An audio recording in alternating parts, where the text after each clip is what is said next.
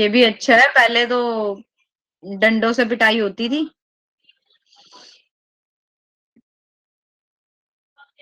Medical भी नहीं मानते, हाँ ठीक है, क्या कर सकते हैं। चलो सेशन स्टार्ट करें फिर हम अपना सेकंड पार्ट करते हैं आयनिक इक्विलिब्रियम का। आज हम इसको खत्म करेंगे, फिर हम रिडॉक्स शुरू करेंगे। ठीक है, let's start with the part 2 of ionic equilibrium. Ionic equilibrium का पार्ट 2। तो पीएच के बारे में हमने पढ़ लिया था, पीएच पीओएच के बारे में रिलेशन पढ़ा था, पीके और पीकेबी। एसिडिटी बेसिसिटी पढ़ेंगे, पोलीप्रोटिक फैक्टर्स अफेक्टिंग एसिडिक स्ट्रेंथ, और क्वेश्चंस हम शायद ही कर पाए क्योंकि टाइम इतना नहीं बचेगा हमारे पास। देखो सबसे पहले हम निकालते हैं बेटा pH of a weak base. किसी वीक बेस का पीएच कैसे करेंगे? सिंपल सी वैल्यू है, हमें पीके क्या रहेगा कि कोई भी बेस है, मान लो एक बेस था बी, वो वाटर के साथ रिएक्ट कर रहा है बेटा, and it is giving OH negative plus BH positive ion. तो ये हमें क्या देता है? OH नेगेटिव आयन और BH पॉजिटिव। तो Kb की वैल्यू हम कैसे निकालेंगे? डिसोसिएशन कांस्टेंट हम कैसे निकालते हैं? OH negative into BH negative divided by B आ जाएगा। वाटर को हम इग्नोर करेंगे, लिक्विड होता है, प्योर लिक्विड की वैल्यू, और प्योर सॉलिड की वैल्यू हम नहीं लेते। तो ये हमारे पास Kb की वैल्यू आ गई BH पॉजिटिव और OH डिवाइडेड बाय बी। अब हम अगर किसी भी बेस की डिसोसिएशन वैल्यू निकालते हैं, मान लो कोई बेस ही है, KOH ले लो, चाहे KOH है, वो वाटर में डिसॉल्व होके क्या बनाता है हमारे पास? K पॉजिटिव और OH नेगेटिव। ठीक है, तो इसकी वैल्यू भी क्या रहेगी? केबी की वैल्यू क्या आ जाएगी हमारे पास? K positive OH negative divided bye KOH। तो डिवाइड किससे कर दिया हमने? KOH से। तो इसकी पीकेबी वैल्यू का क्या फॉर्मूला होता है बेटा? पीकेबी क्या आता है? -log 10 KB। यानी कि जितनी केबी की वैल्यू हाई होगी ना, पीकेबी उतना ही कम होगा। पीकेबी की वैल्यू क्या है? -log 10 KB। तो ये चीज हमें ध्यान में रखनी है कि जितनी केबी की वैल्यू होगी, पीकेबी उतना ही लेस होगा। ठीक है, तो MOH हमने केबी की वैल्यू निकाल ली। पीकेबी हमारे पास क्या होता है? -log 10 KB। केबी क्या है? Ionisation constant for weak bases, जो उसकी स्ट्रेंथ को मेजर करता है कि कितना वो क्या कर रहा है, आयोनाइजेशन कांस्टेंट कितना है। वही बात मैंने बोली कि अगर केबी वैल्यू इंक्रीज करती है तो बेसिसिटी भी इंक्रीज करती है। बेसिसिटी क्या करती है? इंक्रीज करती है, बट पीकेबी वैल्यू डिक्रीज करती है। पीकेबी वैल्यू क्या करती है? डिक्रीज। क्यों? क्योंकि पीकेबी -log 10 KB के इक्वल है, -log 10 KB के इक्वल रहती है वो। अब अगर हम बोलें कि कोई वीक बेस है, तो वीक बेस में हम पीएच डायरेक्टली कैलकुलेट नहीं करते, क्योंकि उसमें अल्फा की वैल्यू क्या होती है? <<1 होती है। ठीक है, किसी भी वीक बेस के लिए आप अल्फा की पीएच डायरेक्टली कैलकुलेट नहीं करोगे, because in that case alpha is <<1। और अगर हमारी अल्फा की वैल्यू <1 है, तो हम एक फॉर्मूला यूज करते हैं पीओएच निकालने के लिए। उसमें हम क्या करेंगे? किसी भी वीक बेस में हम डायरेक्टली पीएच नहीं निकाल सकते, we can't directly do pH. हम पहले क्या निकालते हैं? पीओएच की वैल्यू निकालते हैं। तो ये एक चीज हमें करने की जरूरत नहीं है, ये सारी डेरिवेशन हम सीधा एक फॉर्मूला याद रखेंगे कि pOH is equal to 1/2 pKb -log(c).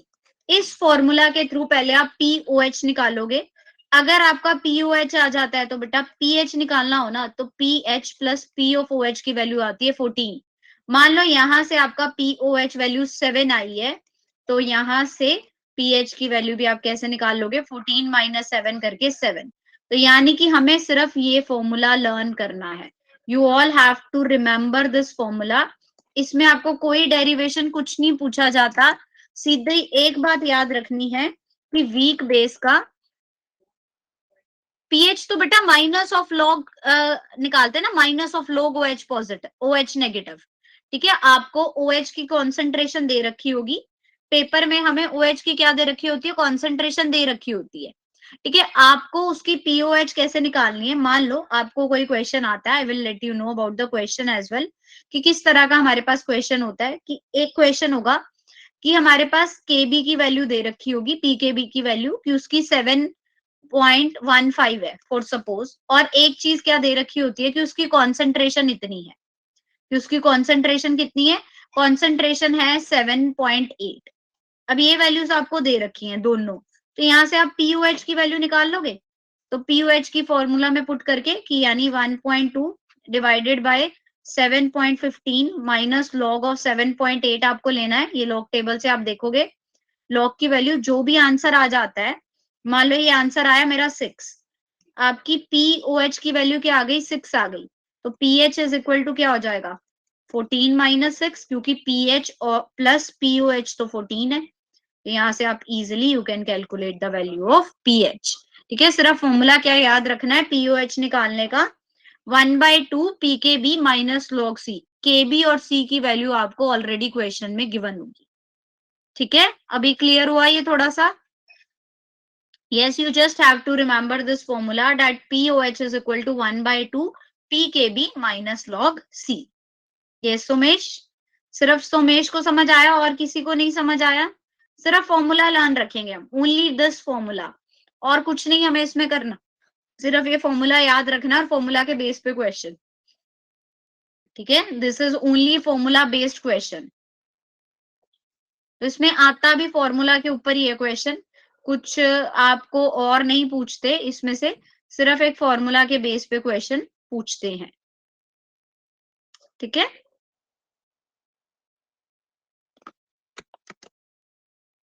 Okay, let's move forward. उसके बाद ये फॉर्मूलाज याद रखने हैं हमें, कुछ ये फॉर्मूला भी याद रखने हैं, these all formula we have to be remember. ठीक है, हम ये फॉर्मूला सारे याद रखेंगे, टू बी रिमेम्बर्ड में इसको अच्छे से याद रखना है कि अल्फा वैल्यू के ए की फॉर्म में हम कैसे निकालते हैं, divided by K a by C, alpha is equal to under root K a by सी। और अगर आपको एच पॉजिटिव यानी कॉन्सेंट्रेशन निकालनी है एच पॉजिटिव की, तो वो कैसे निकालेंगे हम, under root K a into सी। और पीएच निकालने का फॉर्मूला 1/2 पीके ए माइनस लॉग सी। ये तीन फॉर्मूला हमें वीक एसिड के लिए याद रखने हैं।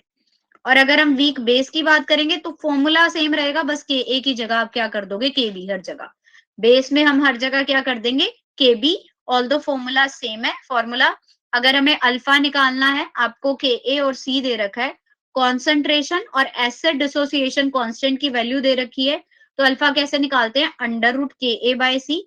अगर आपको एच पॉजिटिव आयंस निकालने हैं कि कितने एच पॉजिटिव आयन होंगे किसी सॉल्यूशन में, then we have to use the formula under root Ka into C। और अगर हमें pH ही निकालनी है तो फॉर्मूला क्या यूज होता है बेटा, 1/2 pKa minus log c. Acid होगा तो भी यही फॉर्मूले, बेस होगा तो फॉर्मूला सेम रहेगा, बस Ka की जगह आप क्या लिख दोगे, Kb सारी जगह, कि एसिड डिसोसिएशन कांस्टेंट की जगह क्या आ जाएगा, बेस डिसोसिएशन कांस्टेंट, ऑल दो फॉर्मूला सेम है। तो ये तीन फॉर्मूले जिसने अच्छे से लर्न कर लिए वो अपना, ये मान लो कि उसके नीट और जेई में 4 मार्क्स का एक क्वेश्चन तो पक्का हो गया, वो अटेम्प्ट कर ही सकता है इन तीन फॉर्मूलाज के बेस पे। तो ये तीन फॉर्मूला पे क्वेश्चन जरूर आता है, तो ये सबने अच्छे से तैयार कर लेना है। Clear, only these three formulas you have to be do, और कुछ नहीं आएगा इसमें से, इन्हीं तीन फॉर्मूला के बेस पे कोई क्वेश्चन आ जाता है। डन है, सबको क्लियर है? ओके, चलें आगे फिर। ठीक है, अब हम देखेंगे बेटा relationship between pK a and pK b. K a और के बी के बीच में हमें रिलेशन पता है कि के ए इंटू के बी जो था वो के डब्ल्यू था। हमने लास्ट क्लास में ये रिलेशन पढ़ा था कि के ए इंटू के बी जो है वो के डब्ल्यू के इक्वल है। अब हमें पी ऑफ पीके ए और पीके बी के बीच में रिलेशन निकालना है। तो के ए और के बी लिखा हमने जैसे पहले पिछली वाली में लिखा था। Now we know that K a into K b H positive O H negative यानी के डब्ल्यू के इक्वल है। अगर कोई एसिड स्ट्रॉन्ग होता है तो कॉन्जुगेट बेस उसका वीक होता है, ये हमने पढ़ा था ना, मैंने बताया था आपको कि जितना एसिड स्ट्रॉन्ग होगा उसका कॉन्जुगेट बेस उतना ही क्या होगा, वीक होगा। और जितना बेस स्ट्रॉन्ग होगा उसका कॉन्जुगेट एसिड उतना ही क्या होगा, वीक होगा। तो ये स्ट्रेंथ भी हमने ऑलरेडी स्टडी करी हुई है। अब अगर बेटा के ए और के बी की वैल्यू के डब्ल्यू है तो हमें क्या करना है, दोनों तरफ लॉग ले लेना है, नेगेटिव का लॉग। आपको पता है K a into K B is equal to K W होता है। अब दोनों तरफ लॉग ले लो, minus of log K a into K B is equal to minus of log K डब्ल्यू। ठीक है, तो लॉग के ए की वैल्यू किसके इक्वल होती है? पहली बात, अगर आप लॉग एम एन लेते हो ना बेटा, log m into log n, वो वैल्यू आती है log m plus log n के, means minus of log K A plus minus of log K B is equal to minus of log K डब्ल्यू। अभी तो हमने पढ़ा कि माइनस ऑफ लॉग के ए किसके इक्वल है, यहाँ पे देखो जो हमने लॉग के ए लिखा था, यहाँ पे पीकेबी की वैल्यू क्या थी, minus of log K B, तो माइनस ऑफ लॉग के ए किसके इक्वल आ जाएगा, पी के ए के। तो यहाँ से ये क्या आया कि p K A plus P K B is equal to P K डब्ल्यू, इसके इक्वल आ जाएगा। अब मुझे बताओ यहां तक किसी को कोई डाउट हो? ये चीज बेटा हमेशा ध्यान में रखेंगे कि क्या होता है, log m into log n की वैल्यू ना, अगर हम log m into log n लेते हैं तो that would be equal to mn की वैल्यू खोल के ऐसे लिख सकते हैं हम, log m plus log n।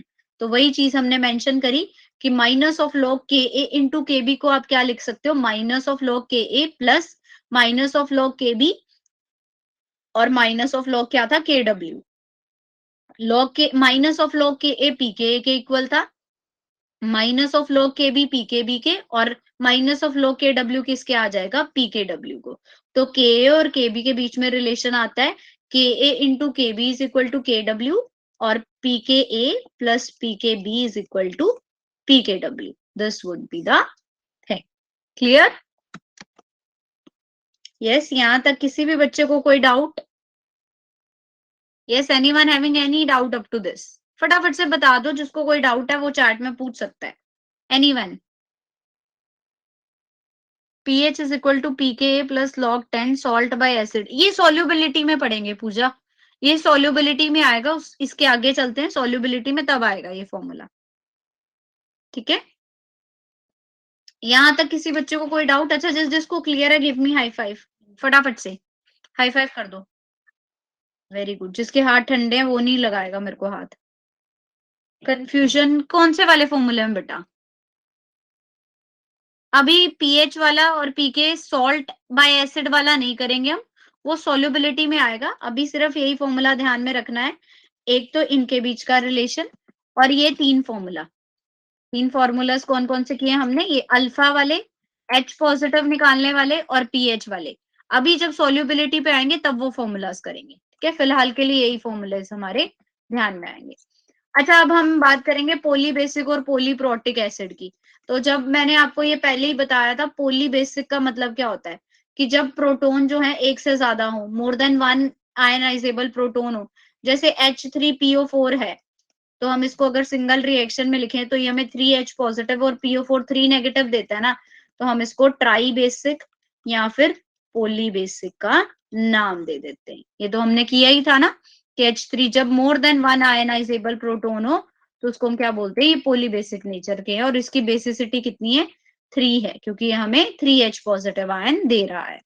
और पोली एसिडिक कौन से हो जाएंगे, वही चीज जो आयनाइजेबल प्रोटोन हमें प्रोटोन की जगह OH नेगेटिव आयन दे, which can accept more than one proton, means AlOH3 कितना देता है, Al3 पॉजिटिव और 3 OH नेगेटिव।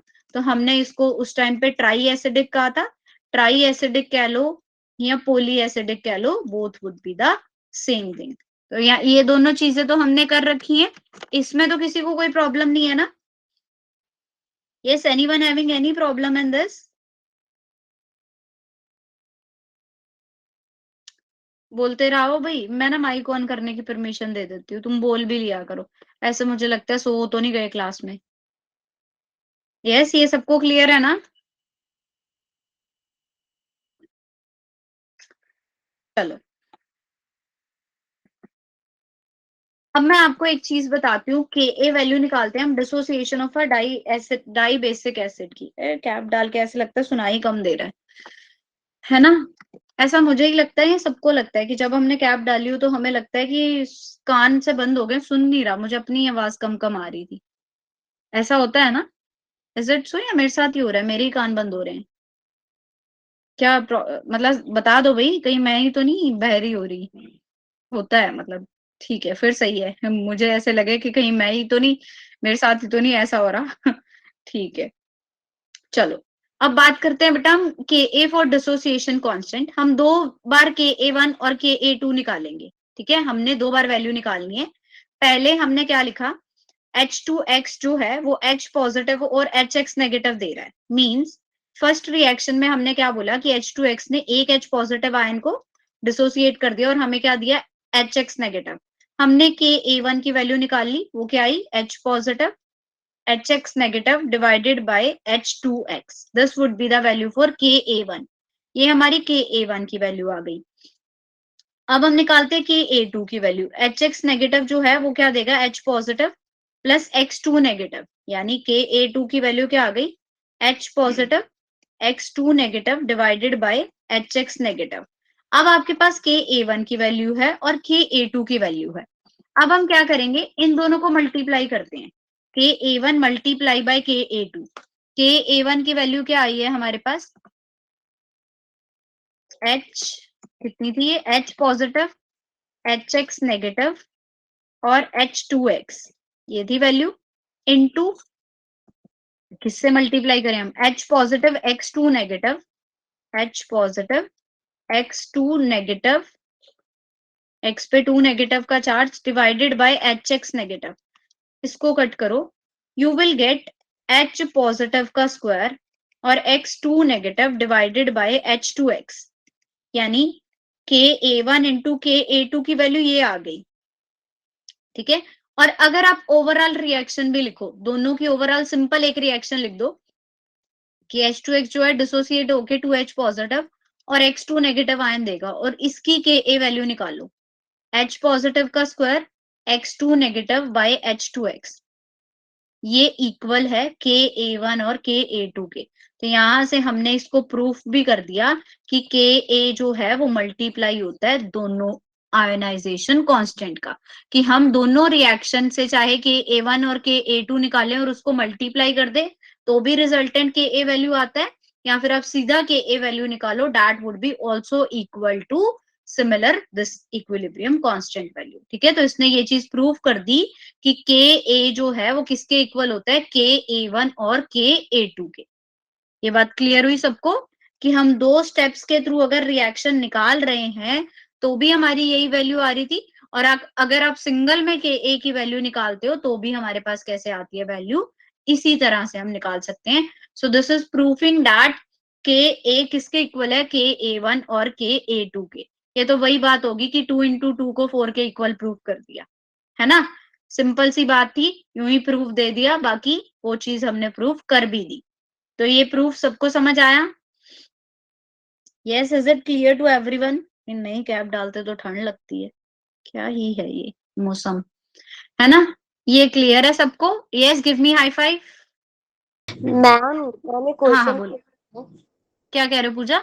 मैम जैसे आपने फॉर्मूला बताया था के ए अपॉन के सी अंडर रूट अल्फा निकालने के लिए, हाँ, तो अगर कोई रिएक्शन भी होती है उसमें अगर हमें एच प्लस निकालना होता है तो हम्म, अल्फा निकाल के उससे तो हम निकाल सकते हैं मैम एच प्लस की वैल्यू।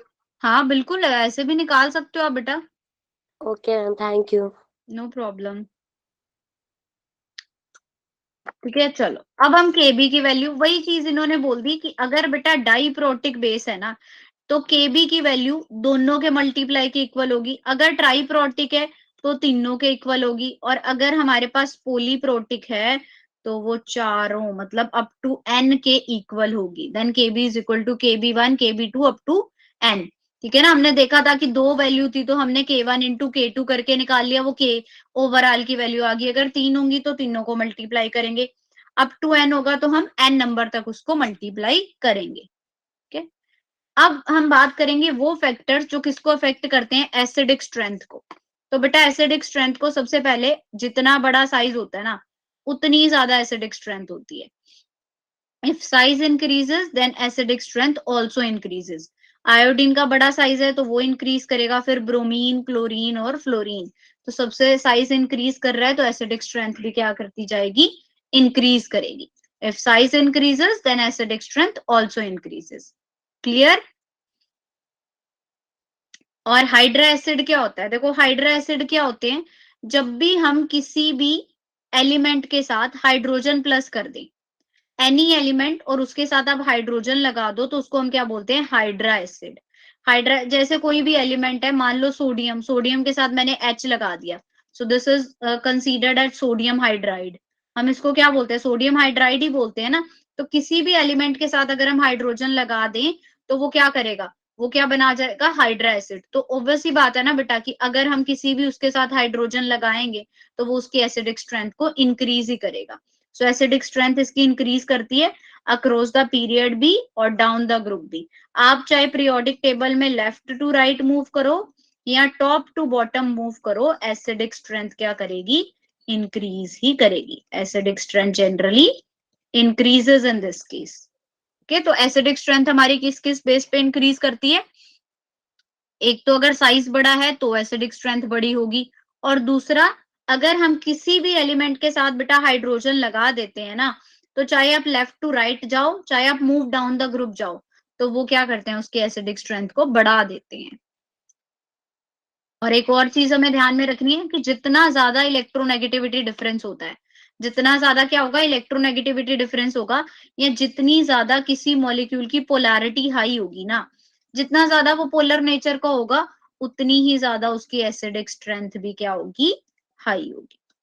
ठीक है, सो HF में क्या रहेगा, इलेक्ट्रोनेगेटिविटी डिफरेंस काफी ज्यादा है, वाटर में फिर कम हो जाता है उससे, अमोनिया का उससे कम होता है, और CH4 का उससे भी कम। तो क्यों, पॉजिटिव चार्ज जैसे जैसे H का इंक्रीज करता है, उसको टेंडेंसी रिमूव करने की भी इंक्रीज करती है। लेकिन हमें एसिडिक स्ट्रेंथ में क्या चाहिए होता है, H पॉजिटिव को बाहर निकालना है। तो जिसका जितना ज्यादा इलेक्ट्रोनेगेटिविटी डिफरेंस होगा, उसमें उतनी ही ज्यादा एसिडिक स्ट्रेंथ इंक्रीज उसकी होगी। So acidic strength increases across the period because electronegativity difference क्या कर रहा है, increase कर रहा है।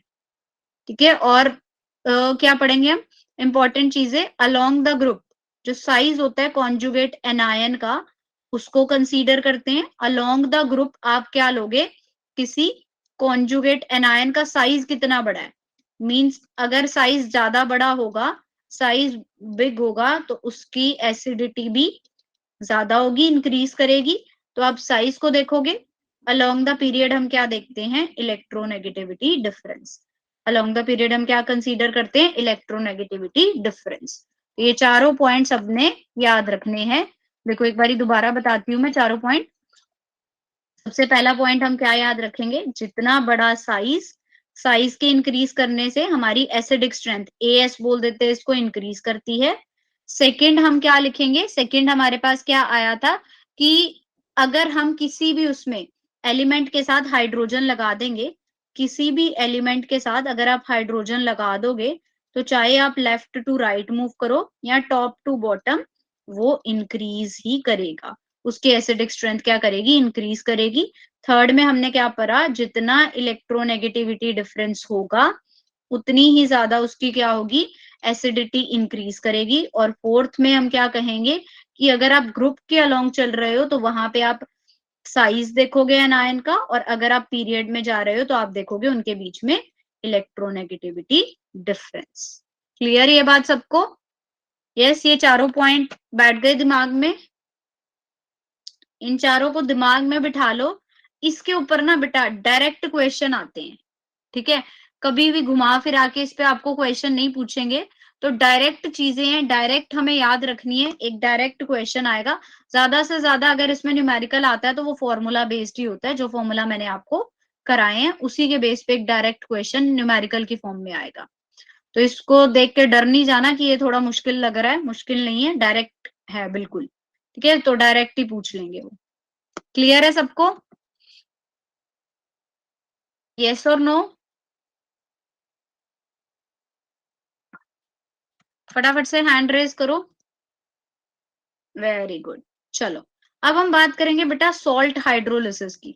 सॉल्ट हाइड्रोलिसिस में क्या है कि किसी भी उसकी इंटरेक्शन वाटर के साथ, process of interaction of water with cation और एनायन, किसी केटायन की, किसी केटायन की वाटर के साथ या एनायन की वाटर के साथ जब हम रिएक्शन करते हैं, तो वो क्या होती है, हाइड्रोलिसिस प्रोसेस। जैसे कि यहाँ पे आपने एनायन की, कोई एनायन लिया CH3CO नेगेटिव, उसको वाटर के साथ ट्रीट करवाया, तो वो क्या बना देता है, एसिटिक एसिड, और OH नेगेटिव आयन रिमूव होता है। So this is given as the salt hydrolysis for acid, कि किसी भी एनायन को वाटर के साथ रिएक्ट करवाओगे, देखो अगर एनायन को वाटर के साथ रिएक्ट करवाएंगे तो वो एसिड बनाएगा, और अगर मैं किसी केटायन को वाटर के साथ रिएक्ट करवाऊंगी तो वो बेस बनाएगा।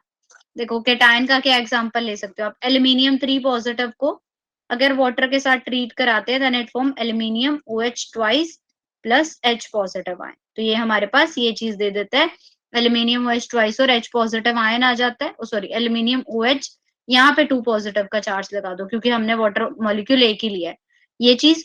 तो इसको हम क्या बोलते हैं कि अगर कोई केटायन वाटर के साथ रिएक्ट करवा रहा है तो ये क्या बनाएगा, बेस बनाएगा। केटायन वाटर के साथ रिएक्ट करता है तो वो बेस बनाता है, एनायन वाटर के साथ रिएक्ट करता है तो वो एसिड बनाता है। ठीक है, ये बात सबको क्लियर हुई? Yes, anyone? अरे बोल लो, अगर नहीं क्लियर हो रहा बेटा तो भी बोलो। Yes, anyone having any doubt? ठीक है,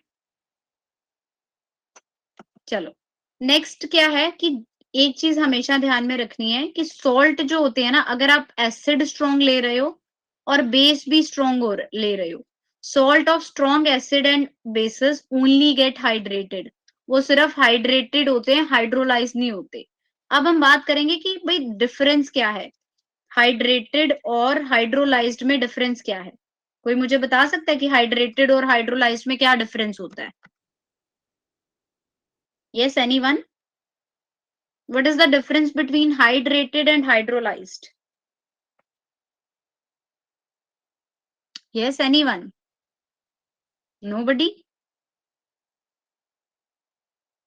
बताओ बताओ, क्या डिफरेंस होता है हाइड्रेटेड होने में और हाइड्रोलाइज्ड होने में? मान लें किसी को नहीं पता। देखो बेटा, हाइड्रेटेड का क्या मतलब है, मॉलिक्यूल्स को ऐड करना, कि कॉपर सल्फेट में किसी वाटर मॉलिक्यूल का ऐड हो जाना, जैसे ये एग्जांपल है, इसमें 5 मॉलिक्यूल्स ऑफ वाटर क्या हुए हैं, ऐड हुए हैं, तो this is an example of hydrated salt. ये हाइड्रेटेड सॉल्ट का एग्जांपल है। और हाइड्रोलाइज का मतलब क्या होता है कि उसका डिसोसिएट हो जाना। हाइड्रोलाइज का मतलब क्या होता है कि उसका टूट जाना, जैसे NaCl का अगर मैं एग्जांपल लूं तो वो Na पॉजिटिव और Cl नेगेटिव में टूट जाता है, that would be considered as hydrolyse. तो अगर हम सॉल्ट लेते हैं किसी स्ट्रॉन्ग एसिड का और स्ट्रॉन्ग बेस का तो वो हाइड्रेटेड होते हैं, हाइड्रोलाइज नहीं होते। क्या ये चीज उन्होंने बोली है, if cation is formed from a strong base और anion is formed from a strong acid then there will be no hydrolysis, तो हाइड्रोलिसिस नहीं होगी। ठीक है, तब वो डिसोसिएट नहीं होते। एग्जाम्पल, मैम हाँ क्या कह रहे हो बेटा? मैम स्ट्रॉन्ग एसिड और स्ट्रॉन्ग बेस में नहीं होता है क्या? नहीं होता। ठीक है, बाकियों में चल जाता है, सिर्फ स्ट्रॉन्ग एसिड और स्ट्रॉन्ग बेस जो है वो आपस में अगर सॉल्ट बनाते हैं तो वो हाइड्रोलिसिस शो नहीं करते, दे गॉट हाइड्रेटेड ओनली। हाँ ओके बिल्कुल, hydrated means contain water molecule. Very good Juhi. ठीक है, okay ma'am. Yes very good. तो स्ट्रॉन्ग एसिड बेटा आपको पता है HCl HBr H2SO4 ये सारे, इनसे जो भी एनायंस बनेंगे वो स्ट्रॉन्ग एसिड्स के वो हाइड्रोलिसिस नहीं देंगे, दे विल नॉट अंडरगो हाइड्रोलिसिस। और जितने भी स्ट्रॉन्ग बेसिस हैं उनके भी जो केटायन बनेंगे they will also not undergo hydrolysis. Clear ये सबको? देखो अब हम ना कुछ सॉल्ट्स के टाइप लेंगे, एब्रीविएशंस हम यूज करने वाले हैं, strong acid, strong base, week acid और वीक बेस को लेके। तो कौन कौन से टाइप ऑफ सॉल्ट्स बन सकते हैं हमारे पास? या तो कोई स्ट्रॉन्ग एसिड वाला स्ट्रॉन्ग बेस के साथ रिएक्ट करे, वीक एसिड वाला स्ट्रॉन्ग बेस के साथ रिएक्ट करे, स्ट्रॉन्ग एसिड वाला वीक बेस के साथ, और वीक एसिड वाला वीक बेस के साथ। ये चारों चीजें, ठीक है ना, कोई स्ट्रॉन्ग एसिड जो है वो स्ट्रॉन्ग बेस के साथ रिएक्ट कर रहा है, वीक एसिड स्ट्रॉन्ग बेस के साथ, स्ट्रॉन्ग एसिड वीक बेस के साथ, और वीक एसिड वीक बेस के साथ। तो ये 4 तरह के हमारे पास सॉल्ट बन सकते हैं। एग्जाम्पल क्या रहेगा, मान लो स्ट्रॉन्ग एसिड मैंने ले लिया HCl, H पॉजिटिव और Cl नेगेटिव। स्ट्रॉन्ग बेस क्या ले लिया NaOH, उसका Na पॉजिटिव और OH नेगेटिव। तो NaCl ये बनाएंगे। तो स्ट्रॉन्ग एसिड कौन सा बन जाएगा? NaCl वाला।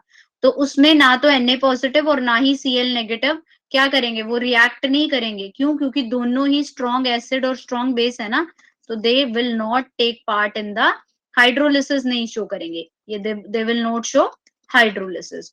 और देखो एक चीज और ध्यान में रखेंगे, स्ट्रॉन्ग एसिड और स्ट्रॉन्ग बेस है ना तो एसिड की प्रॉपर्टी होगी ना ही बेस की प्रॉपर्टी होगी। तो पीएच वैल्यू क्या रहेगी?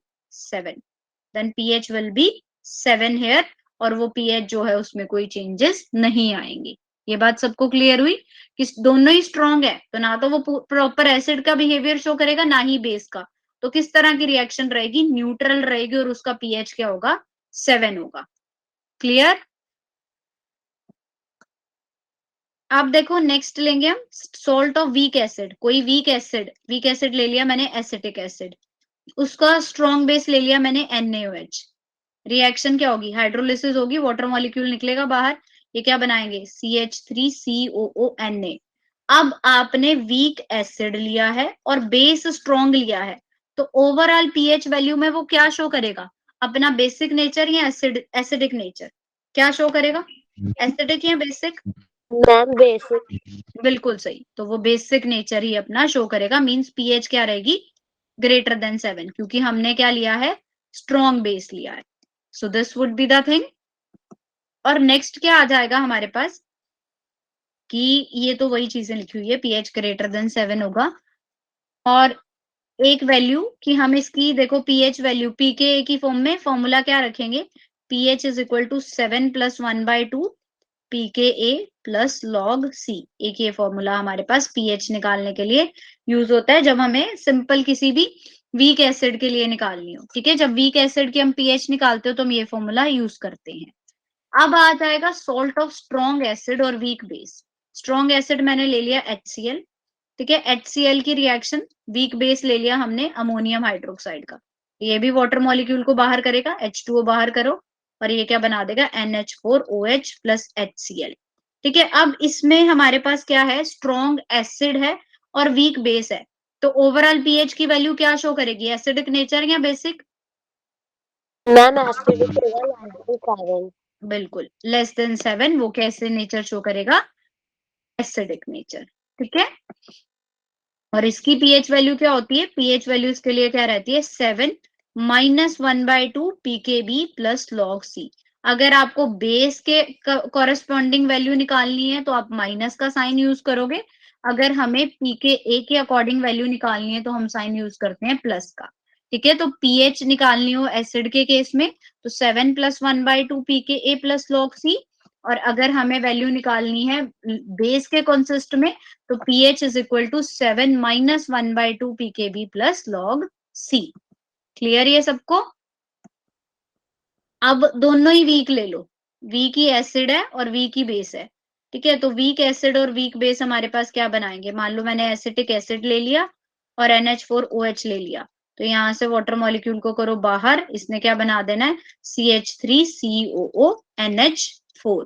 तो अब दोनों वीक है, वीक एसिड और वीक बेस है, तो पीएच वैल्यू क्या आएगी? लेस देन 7 या ग्रेटर देन 7? मैम न्यूट्रल आएगी। मैम न्यूट्रल हो जाता है। लेकिन इसमें न्यूट्रल नहीं होता, इसमें पीएच की वैल्यू दोनों के पीके और पीकेबी पे डिपेंड करती है। ठीक है, इस केस में हम पीएच निकालते हैं इन दोनों की वैल्यू से। PH is equal to 7 + 1/2 pKa minus pKb। तो अगर तो आपकी pKa माइनस pKb की वैल्यू पॉजिटिव होती है, यानी this is greater than 0, positive है, तो आपका पीएच ग्रेटर देन 7 होगा। और अगर हमारी यही वैल्यू क्या है? नेगेटिव है, तो पीएच वैल्यू क्या हो जाती है? Less than 7। तो यहां से हम उसकी एसिड और बेसिस की पहचान करते हैं कि वो एसिड होगा या बेस होगा। ठीक है ना, अगर तो pKa माइनस pKb क्या है? पॉजिटिव है, तो पीएच ग्रेटर देन 7 होता है। अगर वो नेगेटिव है तो पीएच क्या हो जाता है? Less than 7। Clear? Yes ma'am. फॉर्मूले हमें याद रखने हैं। देखो आपको सीधा सीधा फॉर्मूले के लिए भी एक एक स्लाइड मिल रही है। So these 3 formulas are very important to be remembered. तो ये सबने याद रखने हैं। ठीक है, और ये नोट्स और वीडियोस, इक्विलिब्रियम की सारी वीडियोस और सारे नोट्स जो हैं, you will get it on the bitly link bit.ly/नवनीत मैम। यहाँ पे आपको बिना किसी स्पेस के आपको देखने हैं, आपको सारे नोट्स मिल जाएंगे। ये नोट भी मैं वहीं अपडेट करूंगी, ठीक है, ये क्लास के बाद मैं नोट्स वहीं पे डाल दूंगी, तो सबने वहां पे जाके नोट्स ले लेने हैं। और वहीं से अब टेस्ट भी है संडे को, तो be prepare for the test. कुछ पिछली वीडियोस देख लेना। हाँ, संडे को टेस्ट है ना, इक्विलिब्रियम आएगा उसमें। मैम जो आप बता रहे हैं PDF नोट्स, मैम को चेक कहाँ से करते हैं? ये देखो मैं आपको बताती हूँ, ये वाला अपना लिंक खोलोगे, मैंने चैट में लिख देती हूँ bit.ly, बेटा log c की वैल्यू दे रखी होगी जूही, /नवनीत मैम। ये आप कॉपी पेस्ट करके ना क्रोम पे खोलोगे, क्रोम पे जैसे ही आप इसको ओपन करोगे you will get the link. देखो मैं आपको करके भी दिखाती हूँ, ये मैंने कॉपी किया और यहाँ पे मैंने इसको, मैं आपको ना एक बारी दोबारा से स्क्रीन शेयर करके दिखाती हूँ किस तरह से खुलता है ये। देखो यहाँ से मैं चैट से आपकी कॉपी करूंगी, ये मैंने सबको, मेरी स्क्रीन शेयर हो रही है मेरी स्क्रीन शेयर, अभी अभी शुरू हुई ना। देखो ये मैंने कॉपी कर लिया और अब इसको मैं न्यू टैब में पेस्ट करूंगी। ये मैंने पेस्ट किया, जैसे ही you will get all the links. देखो आपको पुराने से पुराना, नए से नया सब मिलेगा। अगर आपको लेक्चर 1 देखना है, आपको लेक्चर 2 देखना है, एटॉमिक स्ट्रक्चर के 2 लेक्चर हैं, पीरियोडिक क्लासिफिकेशन के 2, केमिकल बॉन्डिंग के, स्टेट्स ऑफ मैटर के 3 लेक्चर, ये देखो यहाँ पे आप क्लिक करोगे you will get the YouTube link, ठीक है ना। आप यूट्यूब का लिंक देखोगे, ये नोट्स का लिंक है, लेक्चर 1 में क्या पढ़ाया था, लेक्चर 2 में। अब जैसे इक्विलिब्रियम का, ये इक्विलिब्रियम के सारे चैप्टर्स के लिंक, ये इसको खोलोगे आप लिंक में, लिंक पे क्लिक करो, you will get all the lecture wise notes. अब केमिकल इक्विलिब्रियम के नोट्स आ गए, इसमें देखो मैंने इक्विलिब्रियम का भी पार्ट 1 आपका डाल दिया, लेक्चर 1 केमिकल इक्विलिब्रियम का 2, 3, 4 और 5, और सारे एनोनेटेड नोट्स हैं, ताकि आपको जो भी मैं लिखती भी हूँ वो भी सब मिलेगा। ये देखो कि हमने क्या क्या पढ़ा था, heterogeneous, homogeneous, everything you will get here, ठीक है, रिकॉर्डिंग से लेके सारे नोट्स तक। ये देखो सारी, हर एक की रिकॉर्डिंग है, ठीक है, जितनों की हो चुकी थी सबकी मैंने डाल दी है। ये इसके 2 लेक्चर की रहेगी और आयोनिक की रह गई है, तो वो मैं आपको डाल दूंगी। फोटोन में देखना है, कैटालिस्ट में देखना है, सारी जगह। कैटालिस्ट में देखो सभी वो अवेलेबल है, आप इसमें से भी देख सकते हो, सारे यूट्यूब यहाँ पे हैं, ठीक है, ये सारे लिंक है मेरी उसके। तो इस तरह से आपको ये देख लेना है, ठीक है। यूट्यूब चैनल नेम क्या है, एक बारी मैं आपको बताती हूँ। यूट्यूब का हमारा है अवंती फेलो के नाम से आएगा, तो वो आपने देख लेना है। वैसे तो आप ये लिंक खोलोगे तो आपको हर एक लेक्चर मिल जाएगा, अवंती लाइव दिल्ली वाला, ठीक है। So you will just open the link and you will get all the recordings, ठीक है। ये बात सबको क्लियर हो गई? यस तो मैम। ठीक है,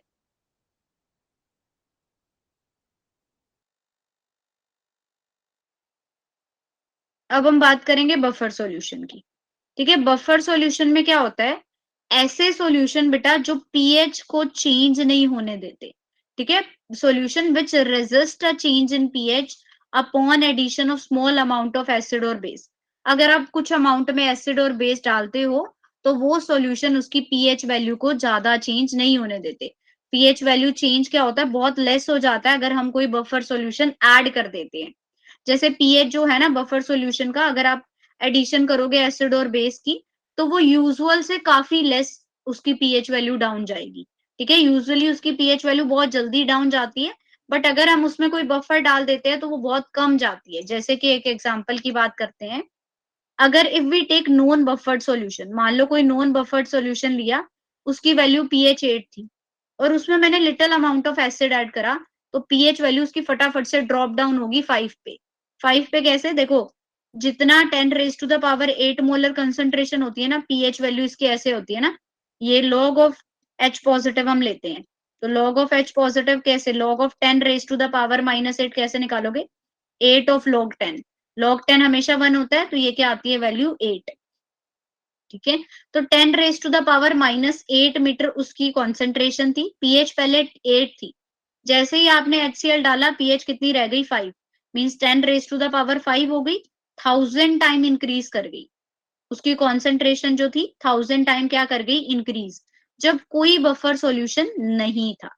अगर यही चीज आपने सेम चीज बफर सॉल्यूशन ऐड करके पीएच 8 था सॉल्यूशन, उसमें उतना ही HCl डाला जितना पहले डाला था, बट इसमें साथ में क्या डाला हुआ है बफर सॉल्यूशन, तो उसकी पीएच की वैल्यू सिर्फ 7.8 तक ड्रॉप डाउन होगी, 5 नहीं जाएगी। तो बफर सॉल्यूशन का क्या सीन क्या है, क्या रोल है कि ये पीएच को कभी भी इतना नीचे नहीं गिरने देता। तो बफर सॉल्यूशन हम किस लिए यूज करते हैं, ताकि ओवरऑल सॉल्यूशन की पीएच क्या रहे, मेंटेन रहे। क्लियर हुई बात की पहले जब हमने बफर नहीं लिया हुआ था तो 8 से सीधा 5 पे आ गई, लेकिन जब हमने बफर सॉल्यूशन लिया था तो 8 से सीधा 7.8 तक की आएगी। ठीक है, so this is the power of buffer, ये आप देख सकते हो कितनी पावर है बफर में। ठीक, उसके बाद बेटा हमारे पास 3 तरह के बफर सॉल्यूशन होते हैं, एक होता है एसिडिक बफर, बेसिक बफर और सॉल्ट बफर। एसिडिक बफर क्या होता है, वो solution of a weak acid and it salt with a strong base, जिसमें क्या रहे वीक एसिड हो और स्ट्रॉन्ग बेस का सॉल्यूशन हो, स्ट्रॉन्ग बेस का क्या हो, सॉल्ट हो। ठीक है ना, वीक एसिड और स्ट्रॉन्ग बेस का क्या, सॉल्ट। तो कैसे लेते हैं हम ना 2 मोल्स ले लेंगे किसी भी वीक एसिड के, मान लो एसिटिक एसिड के आपने क्या ले लिए 2 मोल्स ले लिए, 2 मोल्स लिए हमने एसिटिक एसिड के along with strong base NaOH के साथ, तो इसने क्या बना दिया, सॉल्ट बना दिया, वाटर मॉलिक्यूल, ये बन गया आपके पास सॉल्ट। और 1 मोल अभी भी आपके पास कौन सा बचा हुआ है, then they neutralize and form 1 mole of, ये बन गया हमारे पास after neutralization you left with, क्योंकि हमने 2 मोल लिए थे एसिटिक एसिड के, 1 मोल आपके पास एसिटिक एसिड का बचा है और 1 मोल का आपके पास क्या आ गया, सॉल्ट आ गया। तो इन दोनों को मिला के क्या बनता है, बफर बन जाता है। तो एसिडिक बफर कैसा होगा हमारे पास, एसिडिक बफर में हम क्या लेंगे, वीक एसिड और स्ट्रॉन्ग बेस का सॉल्ट, ये होती है एसिडिक बफर की कंडीशन। तो बेसिक बफर की कंडीशन क्या होगी फिर, अगर मैम तो है ही नहीं दोनों। क्या नहीं हो रहा, मैम आपने लिखा है वीक एसिड और स्ट्रॉन्ग बेस का सॉल्ट मैम, लेकिन रिएक्शन में तो है ही नहीं। क्या नहीं है, मैम वीक एसिड और स्ट्रॉन्ग बेस का सोल्ट दोनों तो है ही नहीं। दोनों ही तो है बेटा, ये देखो ये रहा वीक एसिड, ये रिएक्शन में वीक एसिड है। ठीक है, ये स्ट्रॉन्ग बेस के साथ इसका सॉल्ट बन गया, ये स्ट्रॉन्ग बेस ही तो है, और फिर ये क्या बना, सॉल्ट ही तो बना। ओके मैम, मुझे लगा वो प्रोडक्ट वाला देखना है। Okay ma'am. ठीक है ना, ये चीज रहेगी। ठीक है, तो एसिडिक बफर क्या होता है, जब हम वीक एसिड का स्ट्रॉन्ग बेस के साथ सॉल्ट लिखते हैं। और बेसिक बफर क्या हो जाता है फिर हमारे पास, बेसिक बफर सॉल्यूशन में क्या आ जाता है, बेसिक बफर क्या रहेगा हमारा, वीक बेस है और उसके साथ सॉल्ट क्या है, किसी स्ट्रॉन्ग एसिड का, है ना, weak base plus strong acid का क्या होगा, सॉल्ट होगा, वो होता है हमारे पास बेसिक बफर। ठीक है, ये चीज क्लियर हुई सबको, यस और नो, एसिडिक और बेसिक बफर। और बेटा अगर सिंपल हम ले रहे हैं सॉल्ट बफर, तो सॉल्ट में तो आप चाहे दोनों तरफ वीक एसिड और वीक बेस ले लो, या फिर स्ट्रॉन्ग एसिड और स्ट्रॉन्ग बेस ले लो, they both will give you a salt buffer. तो हमें क्या देते हैं, सॉल्ट बफर ही देते हैं। ठीक है, मुझे लगता नहीं है कि अभी इसको और ज्यादा खींच के खत्म करने के लिए इतना जोर हम लगाएंगे। टाइट्रेशन रह गई और सोल्यूबिलिटी रह गई, थोड़ा सा रह गया है, कोई बात नहीं, जब हम अपना वो शुरू करेंगे ना, क्या बोलते हैं उसको, रिडॉक्स, तो इतना सा हम कर लेंगे, नहीं तो एक एक्स्ट्रा क्लास रख लेंगे, किसी दिन हम एक एक्स्ट्रा क्लास भी रख सकते हैं, तो उसमें इसको खत्म कर लेंगे। ठीक है, बहुत ज्यादा अगर करेंगे तो फिर यही बात रहेगी कि ऊपर से जाने वाली बात है, तो वो चीज हम नहीं करते, सिलेबस कंप्लीट करना है, बट इतनी भी नहीं कि किसी को समझ ही ना आए, है ना। तो इतना ही रखें आज, यस। क्या कहते हो, एग्री विद मी और नॉट? Agree, ma'am. अच्छा, अगर मैं एक वो ले लूं एक्स्ट्रा सेशन सैटरडे को, तो Ma'am, 2 बजे नहीं, 3 कितने बजे लेंगे? देखो मैं बताऊंगी आप लोगों को, ठीक है? मैम वो जो आपने 4 फैक्टर बताए थे वो एक बार दोबारा बता दो। कौन से वाला बेटा? मैम आपने 4 फैक्टर्स बताए थे। अच्छा, वो फैक्टर्स की एसिडिक स्ट्रेंथ वाले। Yes ma'am. उसमें देखो सबसे पहला तो क्या था बेटा कि एसिडिक स्ट्रेंथ जो है जितना ज्यादा साइज इंक्रीज करेगा उतनी ज्यादा एसिडिक स्ट्रेंथ उसकी इंक्रीज करती है। फर्स्ट तो हमारे पास यही थी बात। सेकंड क्या थी, एक था कि इलेक्ट्रोनेगेटिविटी डिफरेंस जितना ज्यादा हाई होगा ना, इलेक्ट्रोनेगेटिविटी डिफरेंस जितना ज्यादा हाई होता है उतना ही ज्यादा एसिडिक स्ट्रेंथ भी इंक्रीज करती है। और अगर हम किसी एलिमेंट के साथ H पॉजिटिव आयन डाल दें तो लेफ्ट टू राइट जाते वक्त या टॉप टू बॉटम जाते वक्त भी उसकी एसिडिक स्ट्रेंथ क्या करती है, इंक्रीज करती है। और अगर आप किसी ग्रुप में मूव कर रहे हो, ग्रुप में मतलब लेफ्ट टू राइट नहीं, अक्रॉस द पीरियड होता है लेफ्ट टू राइट, ग्रुप होता है टॉप टू बॉटम। अगर हम टॉप टू बॉटम आ रहे हैं तो हम साइज देखते हैं कि जितना बड़ा साइज उतनी ज्यादा एसिडिक स्ट्रेंथ। और अगर आप लेफ्ट टू राइट जा रहे हो तो आप इलेक्ट्रोनेगेटिविटी डिफरेंस नोट करोगे कि जितना दोनों के बीच में इलेक्ट्रोनेगेटिविटी डिफरेंस आई होगा उसकी उतनी ही ज्यादा क्या होगी, एसिडिक स्ट्रेंथ होगी। क्लियर है ये सबको? Okay ma'am, thank you. YouTube बेटा, यूट्यूब का चैनल देखने से अच्छा है ये बिटली लिंक को कॉपी करके खोल लो, इसमें आपको यूट्यूब भी मिल जाएगी और सारे फोल्डर्स भी मिल जाएंगे। मैं दोबारा से एक बार यूट्यूब वो बिटली लिंक डाल रही हूँ, यहाँ पे जाना, नोट्स वगैरह सब कुछ यहीं पे आपको मिल जाएगा, ठीक है? So no